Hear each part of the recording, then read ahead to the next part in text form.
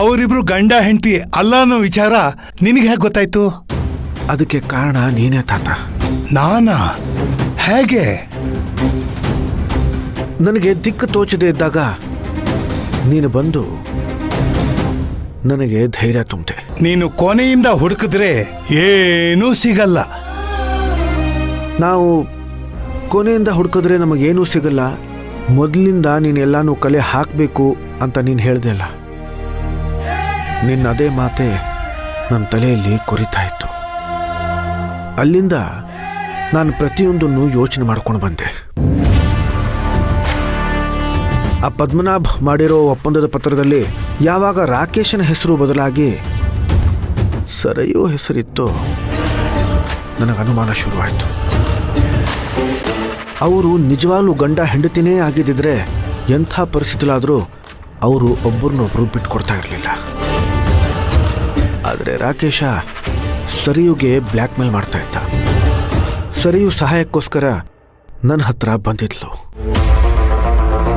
ಹಾಗಾಗಿ ಅದನ್ನು ಜಾಡ್ ಹಿಡ್ಕೊಂಡು ಹೋದೆ.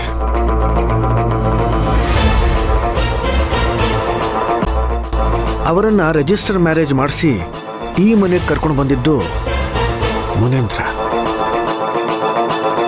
ಮುನೇಂದ್ರಂಗೂ ಈ ಮದುವೆಗೂ ಏನು ಸಂಬಂಧ ಅಂತ ನನಗೆ ಅವತ್ತಿಂದನೇ ಅನುಮಾನ ಶುರುವಾಗಿತ್ತು.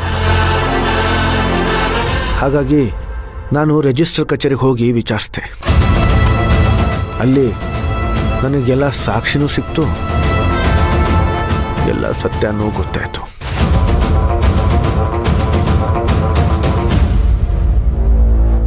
ಅಷ್ಟೇ ಅಲ್ಲ ತಾತ, ಆ ಸರಯು ಈ ಮನೆಗೆ ಬಂದಾಗಿಂದನು ಅವಳ ಪ್ರತಿ ನಡವಳಿಕೆಯಲ್ಲೂ ಒಂದು ಲೆಕ್ಕಾಚಾರ ಇತ್ತು. ನಮ್ಮ ಮನೆ ಮೇಲೆ ಅವಳಿಗೆ ಕಣ್ಣಿತ್ತು. ಈ ವಿಚಾರವಾಗಿ ಎಷ್ಟೊಂದು ಸಲ ಅವಳು ನನಗೆ ಚಾಲೆಂಜ್ ಮಾಡಿದಾಳೆ.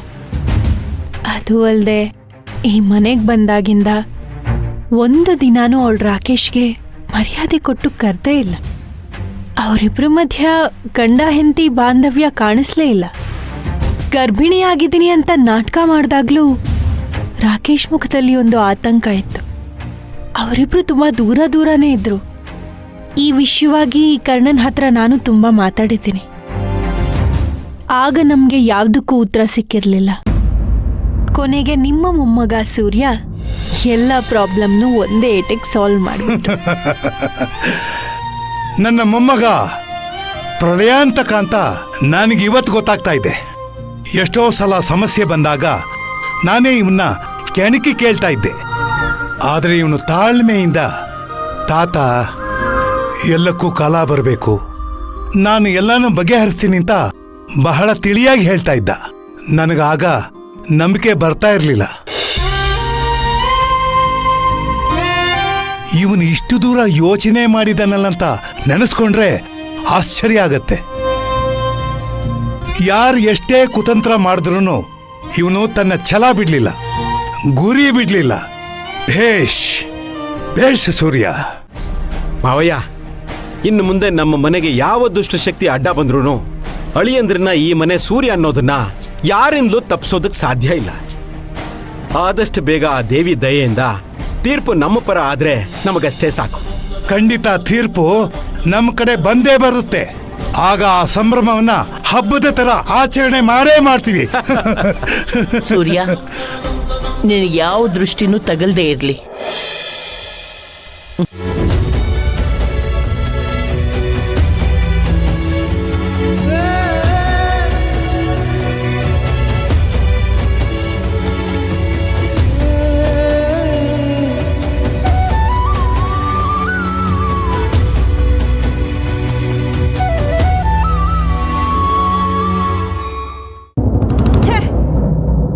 ಪದ್ಮನಾಭ್, ನಿಮ್ಮ ನನ್ನ ಜೂನಿಯರ್ ಅಂತ ಹೇಳ್ಕೊಳಕ್ಕೆ ನಾಚಿಕೆ ಆಗತ್ತೆ.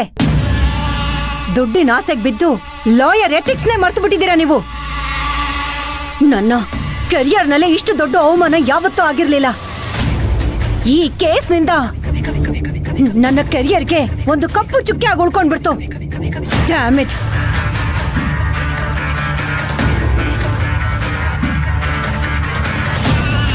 ಛೇ, ಹೋಗಿ ಹೋಗಿ ಒಬ್ಬ ಎಕ್ಕಸ್ಥಿತ್ ಹಳ್ಳಿ ಅವನು ನನಗೆ ಟಕ್ಕರ್ ಕೊಟ್ಬಿಟ್ನಲ್ಲ.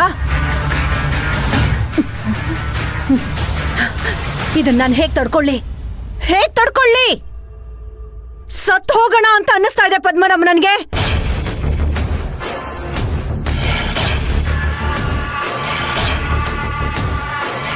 ಸಾರಿ ಮೇಡಮ್, ಇದು ನನ್ನ ಕಡೆಯಿಂದನೇ ಆಗಿರೋ ಮಿಸ್ಟೇಕ್. ಆ ಕರ್ಣ ಈ ಲೆವೆಲ್ಗೆ ಮುಂದುವರಿತಾನೆ ಅಂತ ನಾನು ಅನ್ಕೊಂಡೇ ಇರಲಿಲ್ಲ. ಇಷ್ಟು ದಿನ ನನ್ನ ಮಗಳು ನನ್ನ ಜೊತೆ ಇರಲೇ ಇಲ್ಲ. ಹಾಗಾಗಿ ಅವಳಿಗೆ ಮದುವೆ ಆಗದೆ ಇರೋ ಪಾಯಿಂಟು ನನ್ನ ತಲೆಗೆ ಬರಲೇ ಇಲ್ಲ. ಈಗ ಈ DNA ಮ್ಯಾಟರ್ನ ಕೆತ್ಕಿ ಅದನ್ನ ತಗೊಂಡ್ ಬಂದು ಕೋರ್ಟ್ ಮುಂದೆ ಇಡ್ತಾನೆ ಅಂತ ನಾನು ಎಕ್ಸ್ಪೆಕ್ಟೇ ಮಾಡಿರ್ಲಿಲ್ಲ ಮೇಡಮ್. ನಾನು ಮಿಸ್ ಮಾಡಿರೋ ಡೀಟೇಲ್ಸ್ ತುಂಬಾ ಇದೆ ಅಂತ ನನ್ಗೆ ಈಗಲೇ ಗೊತ್ತಾಗ್ತಾ ಇರೋದು. ಓ, ಹೋಗಿ ಎಲ್ಲಾದ್ರೂ ಸಗಣಿ ತಿನ್ನಿ, ಬುದ್ಧಿನಾದ್ರೂ ಬರತ್ತೆ. ಕೇಸ್ ಇದ್ದಿದ್ದು ವೆರಿ ಸಿಂಪಲ್. ನಿಮ್ಮನ್ನೆಲ್ಲ ಇನ್ನೋಸೆಂಟ್ ಅಂತ ಪ್ರೂವ್ ಮಾಡ್ಬೇಕಾಗಿತ್ತು ಅಷ್ಟೇ. ಅದು ಹೋಗ್ತಾ ಹೋಗ್ತಾ ಮೊಮ್ಮಗನ್ ವಿಚಾರ, ಫ್ಯಾಕ್ಟ್ರಿ ವಿಚಾರ, ಮದುವೆ ವಿಚಾರ ಎಲ್ಲ ಒಟ್ಟಿಗೆ ಬಂದು ನಂಬುಡಕ್ಕೆ ತಗ್ಲಾಕೋತು.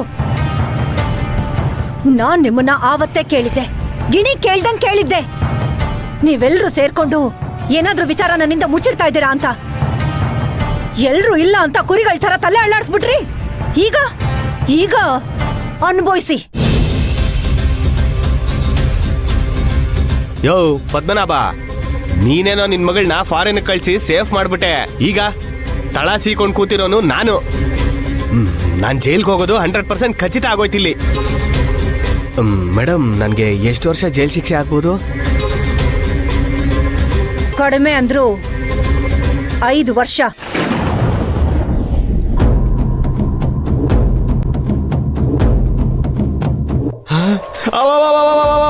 ಅಯ್ಯೋ ಅಯ್ಯೋ ಅಯ್ಯೋ, ಲೇ ಪದ್ಮನಾಭ, ನನ್ನ ಮಗನೇ, ನನ್ನ ಮನೆ ಹಾಳು ಮಾಡ್ಬಿಟ್ಟಿಯಲ್ಲೋ. ಹೆಂಗೋ ಕ್ಯಾಬ್ ಓಡಿಸ್ಕೊಂಡು 1000ನೋ 2000ನೋ ಕೈ ತುಂಬಾ ದುಡ್ಡು ಎಣಿಸ್ಕೊಂಡು ಆರಾಮಾಗಿದ್ನಲ್ಲೋ. ಬಿಡ್ಗಾಸ್ಕು ಪ್ರಯೋಜನ ಇಲ್ದಂಗೆ ಜೈಲ್ಗೆ ಹೋಗೋ ಪರಿಸ್ಥಿತಿ ತಂದ್ಬಿಟ್ಟಲ್ಲೋ ನನ್ನಲ್ಲೇ. ಯಪ್ಪ, ನಾನು ಈ ಬಾಳಲಾಗ್ರು ಏನಾರ ಮಾಡ್ಕೊಂಡು ಸಾಯ್ರಿ. ನಾನು ಮನೆ ಬಿಟ್ಟು ಹೋಗ್ಬಿಡ್ತೀನಿ. ನಾನು ಎಸ್ಕೇಪ್ ಆಗ್ಬಿಡ್ತೀನಪ್ಪ. ನಿಮ್ ಸಾವಾಸನೇ ಬೇಡ. ಏಯ್, ನಿಂತ್ಕೊಳ್ಳೋ.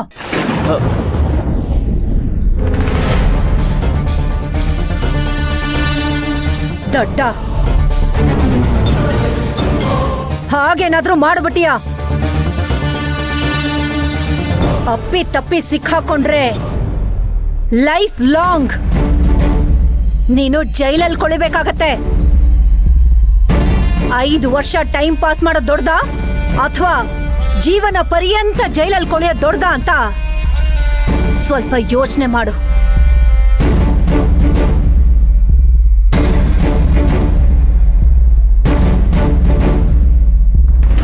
ಲೇ ರಾಕೇಶ, ಹುಚ್ಚುಚ್ಚಾಗೆ ನಿರ್ಧಾರಗಳನ್ನ ತಗೋಬೇಡ. ನಿನ್ ಬೇಲ್ ಬಾಂಡ್ಗೆ ಶ್ಯೂರಿಟಿ ಕೊಟ್ಟವನು ನಾನು ಆಮೇಲೆ ಆಸ್ತಿ ಕಳ್ಕೋಬೇಕಾಗತ್ತೆ. ಮುಚ್ಕೊಂಡು ಇಲ್ಲೇ ಇದ್ಬಿಡು, ಅರ್ಥ ಆಯ್ತಾ? ನೀನೇನು 5 ವರ್ಷ ಜೈಲಲ್ಲಿರ್ಬೇಕಾಗಿಲ್ಲ. ಸ್ವತಂತ್ರ ದಿನಾಚರಣೆಗೆ ಒಳ್ಳೆ ಕೈದಿಗಳನ್ನ ಗೌರ್ಮೆಂಟು ರಿಲೀಸ್ ಮಾಡಿಸ್ತಾರೆ. ಹಾಗೆ ನಿನ್ನ ಹೊರಗಡೆ ಕರ್ಕೊಂಡು ಬರೋ ಜವಾಬ್ದಾರಿ ನಂದು.